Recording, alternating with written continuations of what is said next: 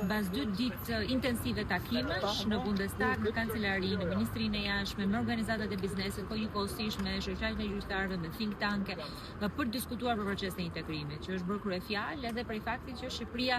për 5 muaj gjatë ka qenë në udhkryq, që rruga e integrimit kalon përmes institucioneve të forta, tërheqja e investimeve të huaja kërkon institucione të forta, kërkon reforma ekonomike që sot fatkeqësisht nuk janë atje, kërkon njëkohësisht një ekonomi tregu dhe kërkon garë ekonomi. Nga ana tjetër, rruga e integrimit kalon veç përmes parlamentarizmit, përveç debatit, kontrollit, po njëkohësisht kalon edhe përmes institucioneve të cilat duhet të jenë aty si gardiane të ligjit për të ruajtur demokracinë, për të luftuar korrupsionin dhe njëkohësisht për të